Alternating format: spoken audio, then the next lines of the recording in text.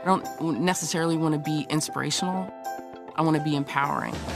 I have the potential to learn these things and be good at these things. Why not?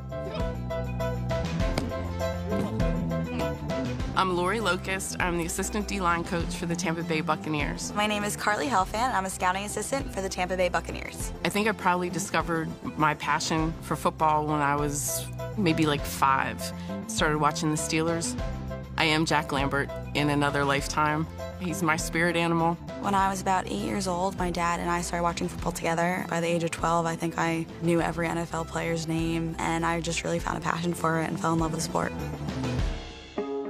The high school that I attended, there was a very fiery and very prolific head coach there. Being more of a tomboy growing up, a lot of the guys were my friends, a lot of the guys I had played neighborhood ball with, so they knew me. Growing up, I just took every ounce of football and that I possibly could. Go to training camp practices. Like, my dad and I would actually rewatch games together, like have our own little film sessions. Like, and it was kind of like I took it on all myself, like kind of just becoming this like football nerd of sorts. There weren't any girls playing football. The head coach, he allowed me to stand next to the defensive coordinator when he would signal in the plays. Like, I knew all of the signals. He gave me an opportunity to be close to it. Back then, that just wasn't done. Women's football across the country has been in place for a long time.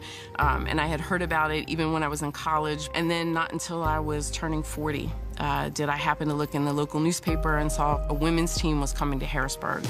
And then that's when I actually took that leap of faith, and it was NFL rule, full equipment. Most of the players at that point were half my age. But, you know, it made me work harder. And we just kind of like all came together because everybody loved the game.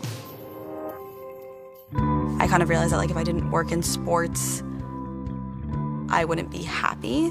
My ability to watch film and kind of analyze players really came from when I was at the University of Pennsylvania as an intern my first year. The offensive coordinator. He let me sit in his offensive meeting room, and I'd just be a fly on the wall and watch film once in a while. He asked me, okay, Carly, what do you think of this guy? And he was the first coach that told me I could do this. I ended up getting hurt in the women's league pretty badly, but then I started coaching in the women's league. So if you talk about framework of natural progression, it's not anything anybody else wouldn't do. It's just different for women because we haven't had that kind of like step-by-step progression in the past. We're trying very hard to provide a path or at least a vision of where you go next. Hopefully I'm doing it, MJ's doing it. This has predominantly been a team or an organization that's been open to looking for talent regardless of gender, and that's important. A lot of women, they grow up with a passion for football, but a lot of them have limited exposure to the opportunities that exist for them in the NFL. I always looked at it as like, I'm not a female in sports, I'm just a hard worker in sports. There's a sanctity about football and never wanted to disrupt, so with me being here, I didn't want anything to be any different. People that have just talked to me and asked, how do you do that? Like, you've never played. Like, how do you know what you're talking about? Girls can do this too. Like, just because I never played doesn't mean I don't know what I'm talking about. What I hope to have an impact on is credibility.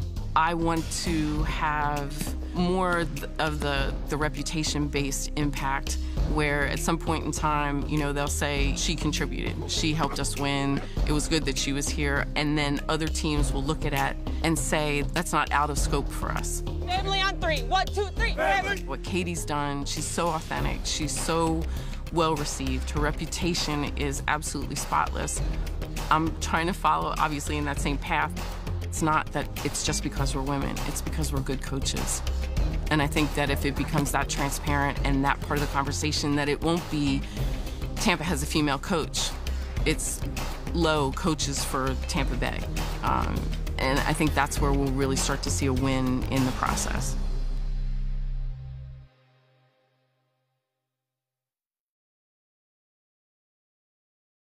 Hi, I'm Mike Tirico, and thanks for watching. Make sure to hit subscribe for the latest news and highlights from NBC Sports.